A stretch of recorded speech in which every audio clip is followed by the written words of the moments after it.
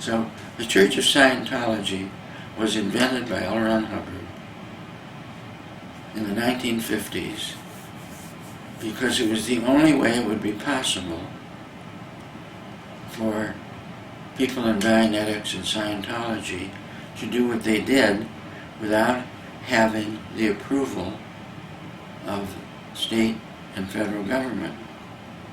Because you couldn't practice, you couldn't do things with a person's mind and collect money for doing it unless you had a degree like a psychiatry or psychology or psychoanalysis and you graduated from a medical school.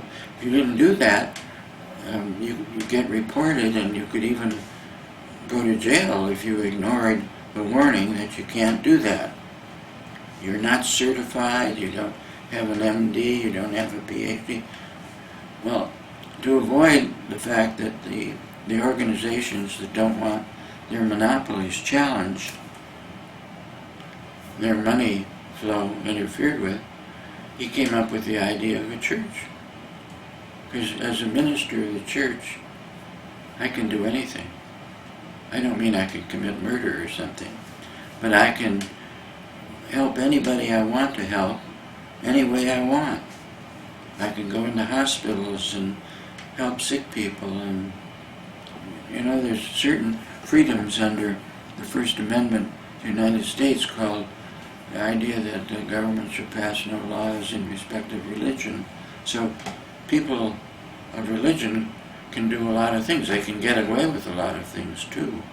Some of them are pretty terrible. But anyway, the church was just, we'll call it the Church of Scientology, and we'll get tax-exempt status, and we'll be able to operate in the same way that the Christian Scientists do. They charge money for their treatment and laying on of the hands, and we'll be able to do that too. But it was very lighthearted. It was kind of wink, wink, nudge, nudge. Yes, it's a church, but not real serious church, not like you're going to go to hell if you don't do what Hubbard says, or you're going to be excommunicated if you don't. Turned out, after after a number of decades, yes, you will go to hell. You can be excommunicated.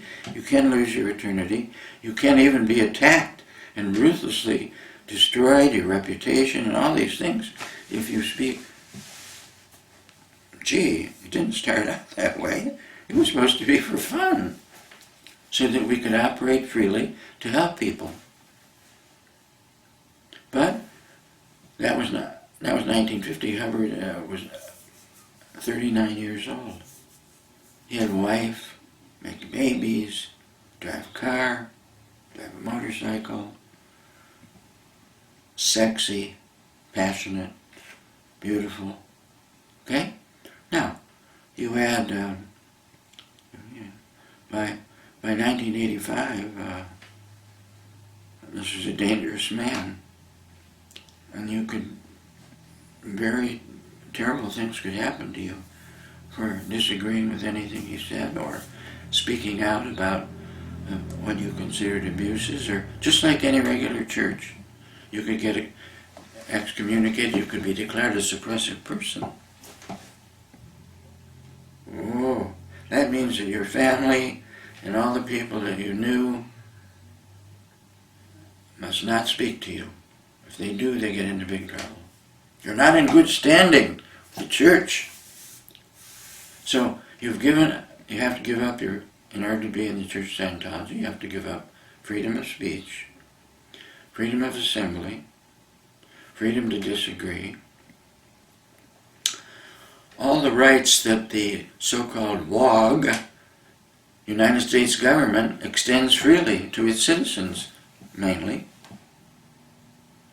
So here's a church that's abusing those rights, which is true of other churches too. Other churches that Ron Hubbard used to laugh at and say, look at what they're doing to these people. They have them trapped in fear of hell, fear of heaven, fear of God, fear of the Pope, fear of everything, if you don't do what we tell you to do and be what we tell you to be. So, yes, it's still called Scientology and Dianetics, but the church went from a very lighthearted, easygoing idea to one of the scariest organizations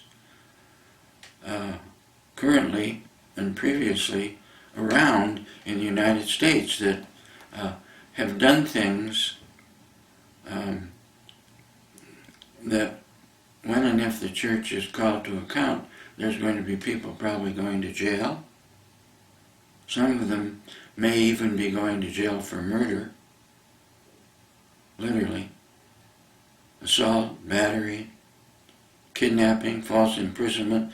These are just a few of the things that certain people, in their madness to do what they think Hubbard wanted done, in his madness, have turned the Church of Scientology into a very scary thing, as many people will report. Some of its claws and talons and teeth have been trimmed of late, but it's still a very dangerous organization. Now, as I sit here, I have the technology and an understanding of what Dianetics and Scientology really are, so that I can tell you, and those church leaders, starting with poor little David Miscavige and going on down, how to fix everything and how easy it would be to do it. Because you can look at the church as you would look at a human being. By an understanding of the nature of a human being, a composite consisting of a mind, a body, something called a soul, so forth, we have a human being. Well, a third dynamic or a church, it has a head, an anus, it has all the parts that a human being has. And it has all the same problems. Case, once again. Now, when you find you're dealing with a person who's continuously committing criminal activities, a person who's continuously committing harmful acts, a person who's living all kinds of lies about what they're really doing, you're dealing with a very special case. And you don't try to approach that case from the standpoint that you would approach a person who is more or less okay. They're not a criminal. All right? They're not harming people or themselves, etc. But the same things that you would do with a person in that condition, you could do with a whole organization calling itself a church. One of the things you have to do with it is purify it by bringing all of its crimes, its withholds, its overt acts, its acts of omission and commission, and the people involved in committing them, and the people involved in going along with them, and ignoring them and saying, well, it's for the good of mankind we're destroying this person. You get it all up, and even if it means that some of the people in the church have to go to jail for crimes such as assault and battery, financial crimes that make a mockery of tax-exempt status, imprisonment, kidnapping, destroying the lives of people who have dared to speak out against the church. So those things have to come up, and the people involved have to be brought to justice.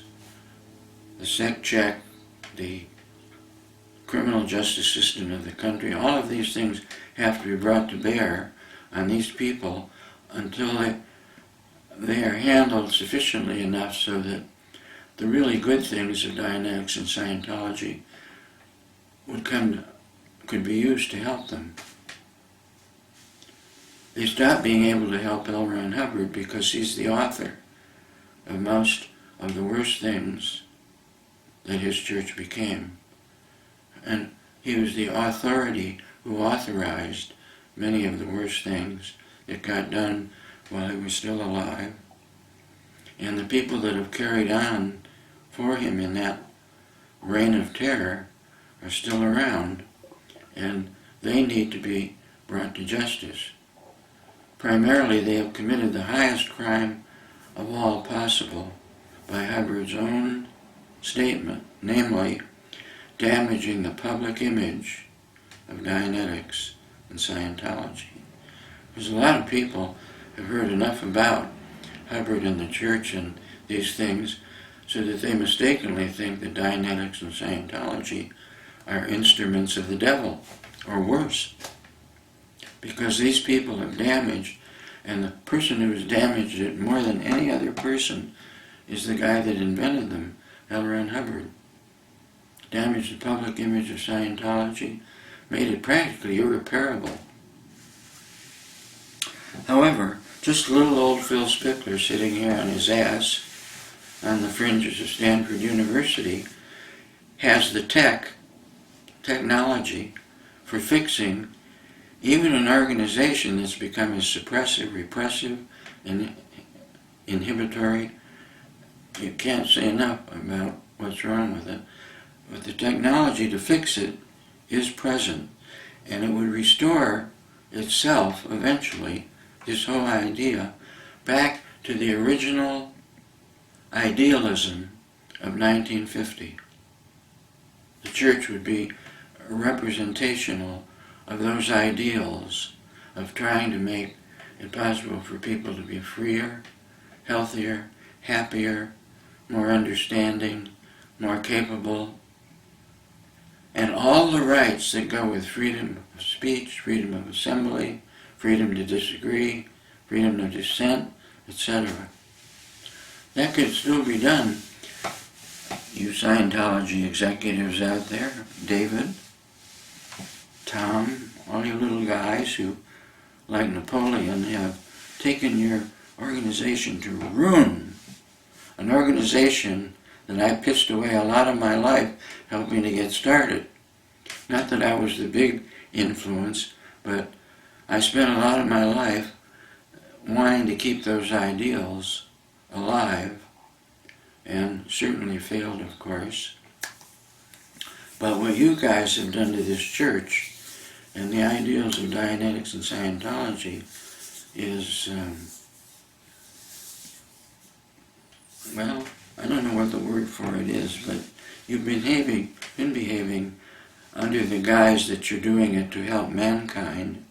You've been behaving like a bunch of SPs to yourselves and the people around you. And the fear and the upset and the broken families and the terrible things that you've authorized are sick. Okay? Hope I made myself clear. In fact, I'm the only person that can make myself clear. But anyway, when you're ready, I'm here to give you a third dynamic clearing. You know the third dynamic engram? The one that you've instituted over and over again and never fixed? We could still fix it. So my phone lines are open, and anytime you want me to come in, or you come here, and fix the whole goddamn fucking thing so that the people in it wake up, regain their freedoms, their responsibilities, and become capable of just being, once again, regular human beings, instead of fear-ridden, implanted, insane, sick folks that you're making them into, and have made yourself into. Okay. I don't know if I should conclude this segment at this point. I just want to mention, though, that a lot of what I've been talking about can be found and documented in the book called Going Clear by Larry Wright. This book doesn't tell how bad it really is and has been and is now. It also validates the possibilities that Dianetics and Scientology, if they could somehow be removed from the Church of Scientology, could do a lot for a lot of people. But anyway, you guys, here I am and there you are. I think David and Tom Cruise and are in their 50s. I'm in my 80s now. And before you brats were born, I actually knew an L. Ron Hubbard and a science of the mind, if you will, that wasn't based on how much money, how much power, how much can we control, how much fear can we instill. No. It was just an idea that people could be helped. It was an ideal, and that it was an idea that could easily spread. You didn't have to use guns, bullets, private investigators and lawyers and all kinds of really nutty R6 type characters to do these things. The thing itself is so healthy and so beautiful that without your madness, it would be a lovely movement on this planet. It doesn't even have to be a religion. It could be just what it started out to be, which was a self-help idea. Get it? Didn't have to do with what movies you made or the fact that you have your own Gulfstream jet or any of that bullshit or buildings with searchlights, right out of some implant. No. It had to do with helping people. Okay, it's altruistic, and unless you're a stupid, crazy motherfucker, you don't need all that shit to help people. Most people are like, yeah, if it's a good idea, I'll try it. But you've made it into such a scary thing. Well, if you try it, you join the church for life, and if you step out of line, we'll fix you and your family. Yeah. Okay, so he wrote a creed for the church. Have you guys ever paid any attention to it? The Creed of Church Scientology states something like the inalienable right to write freely, to speak freely, to counter, to do anything you want, but freedom of speech guaranteed by the church. The church! The one that you assholes are running. Guaranteed. It wasn't like, well, if you're speaking freely, we'll have people standing outside your door, private investigators chasing after you, and pursue you to the ends of the earth so that you can't speak freely. That's your church. You're sick. Wake up. I helped, in a small way, L. Ron Hubbard start the thing that you assholes are running. And before I kick the bucket, I want to see this straightened out. Lone, broken down OT expects to make this happen. And you're going to end up helping me do it. That's your charter. You're going to fix and unmake all the shit you've laid on something that's beautiful and simple. It wasn't invented at money. No! It wasn't invented to suck the asses of celebrities so that you could imagine, that's going to really popularize. Look at the lives of those people. That's not what Scientology and Dianetics are all about. It's a philosophy. It's an applied philosophy. It can be used to help people. Okay? It doesn't mean if you help them, you now own them body and soul for the rest of their lives. That's the Catholic Church. Wake up! Am I angry? You better believe it. Anyway, I'm expecting one of these fine days to pick the phone up and have David Miscavige, or whatever his name is, or Tom Cruise saying, Phil, we do need help. And if you're ready, we'll listen to what you have to say, and we'll put back the original idea, the thing that was so beautiful and so wonderful and that did so much to make a better world. You are not making a better world. You're just another sick religion now that scares the shit out of people. Surely you realize that. Even if you can have private chefs and jets and all the pussy you want and make people like, oh, here comes Tom. Oh, David, you don't want really, do you? You want to be a dictator? A military, paramilitary dictator? That's sick. Come on. You don't want to be that way. I know it. Because underneath all this stuff that you think is Scientology, you're okay. But you're special cases and we know how to deal with you. Alright? That's all I'm going to say for now. Except I'll be seeing you. Hopefully. Soon. My days are numbered. Yours are, but in a different way. Get it? Good. Thank you, Tatiana.